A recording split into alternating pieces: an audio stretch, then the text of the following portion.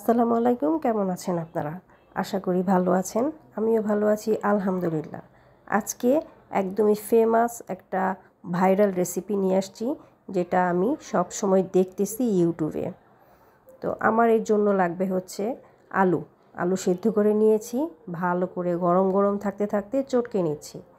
আর আপনারা হয়তো দেখতে পাচ্ছেন যে আমি যে স্ট্যান্ডটা ইউজ করেছি ওর পা কিন্তু দেখা যাচ্ছে।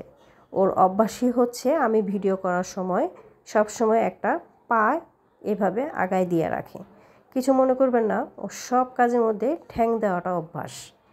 আমি এখন এগুলো ভালো করে চটকে দিয়ে দিয়েছি সরিষার তেল, কাঁচামরিচ কুচি, ধনেপাতা কুচি সব কিছু সুন্দরভাবে এখন দিয়ে ভালো করে সুন্দরভাবে এখন চটকে নিব।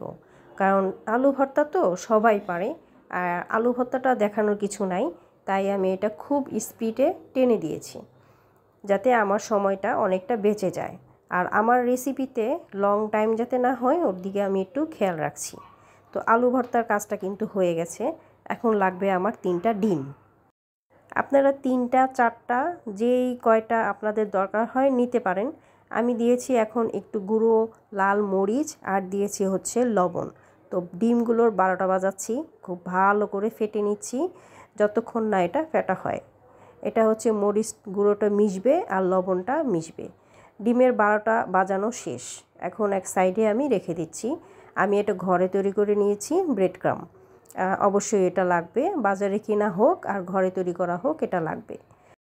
পাউরুটির যে সাইডের অংশগুলো আছে ওগুলো আমি কেটে নিয়েছি, এটা কেটে নিতে হবে।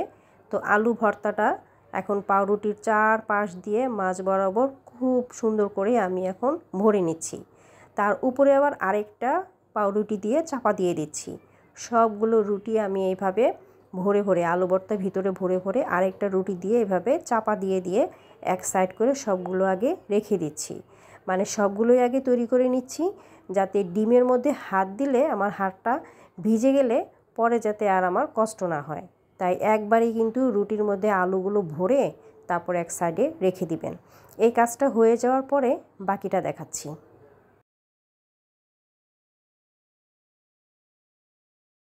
এখন যে আমি ডিম ফেটে রেখেছিলাম মশলার মধ্যে, ওটা এই রুটির সব দিক থেকে খুব ভালো করে মিশিয়ে নিয়েছি।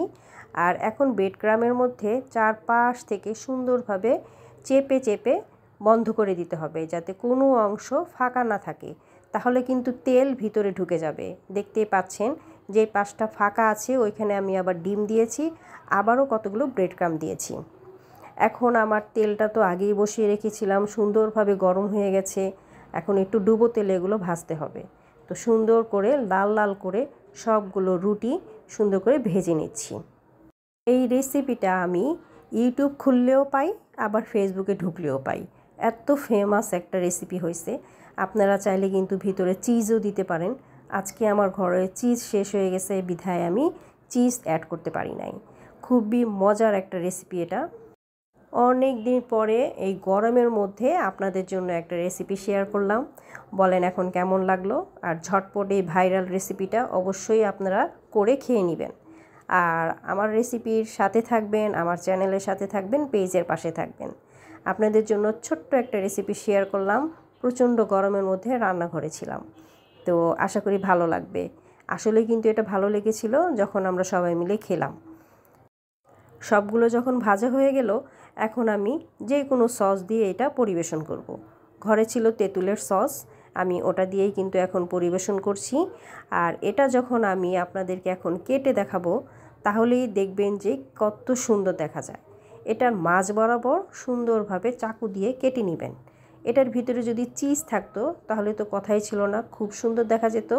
আলু ভর্তাগুলো দেখা যাচ্ছে, কাঁচামরিচ ধনেপাতাগুলো দেখা যাচ্ছে, কত সুন্দর লাগছে দেখেন। উপর থেকে বিস্কিট কালার, ভিতরে হচ্ছে খুব সুন্দর একটা আলু ভর্তা দেখা যাচ্ছে। তো এটা কিন্তু দারুণ একটা রেসিপি। আপনারা অবশ্যই কিন্তু এটা চটপট করে বানিয়ে খেয়ে নিতে পারেন বিকেলের নাস্তায়। তো আজকের জন্য বিদায় নিচ্ছি। আল্লাহ হাফেজ।